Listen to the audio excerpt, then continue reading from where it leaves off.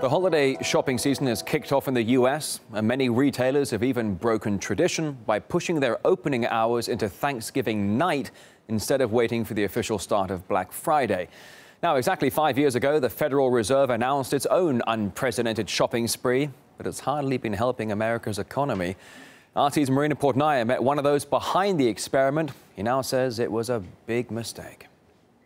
Black Friday, the day after Thanksgiving, is America's busiest shopping day of the year. Millions standing in lines for hours or even days before stampeding into stores to snag door-busting deals. Oddly enough, the Federal Reserve Bank has also used this pseudo-holiday to launch its own unprecedented spending spree, otherwise known as quantitative easing. Following the 2008 financial crisis, the Fed began buying up massive bonds to drive down the cost of credit, an experiment pitched at helping Main Street. As the program marks its 5-year anniversary, the former Fed official who helped spearhead quantitative easing is publicly apologizing to all Americans for the role he played. His name is Andrew Huszar, and he joins me now.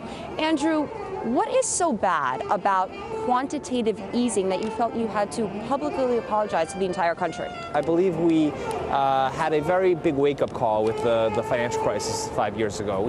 We realized we had an economy that was overly reliant on Wall Street, where the banks had become too big and too concentrated for the larger economy. And what I feel quantitative easing ultimately has done is to reinforce that structure in the U.S. economy, and a lot of the benefits of QE have ultimately gone to the banks rather than to the Main Street American. So if we see that over the course of 5 years, those that have benefited from QE have been the richest people in the United States, or the richest companies, the richest banks, and the majority of Americans are not benefiting from this. Why is QE still continuing? The problem is that the Fed at this point is the only one doing something, and so it feels like it keeps on having to do something to help.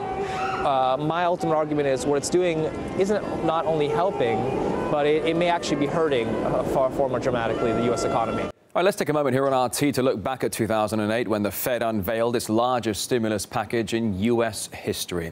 The banks were lending too many mortgages out and not getting their money back in as financial troubles plague the borrowers.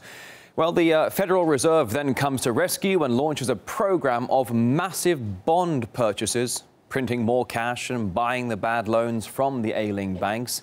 By pouring more money into the banks, they intended to help the average Joe by driving down the cost of credit so that more Americans could survive the financial meltdown. However, it turned out to be a big win for Wall Street and not for the taxpayers. And with borrowers increasingly missing their credit payments, it means interest rates are about to go through the roof. And the publisher of TrendsJournal, Gerald Celente, he warns of dire consequences. The only reason there's any recovery going on in the United States, or for that matter, the European zone, is that interest rates are at record lows. So as I mentioned, you could buy an automobile at 0%, and what's going to happen when interest rates go up, the housing market again collapses, the auto market collapses, and worse than that, the bond market collapses. And so you're going to start seeing a decline again in people paying mortgages, more foreclosures happening, and that's when interest rates go up, because when interest rates go up, this phony recovery we have in the housing market is going to stop, and a lot of the new people that got into the market are going to have trouble paying off their mortgages.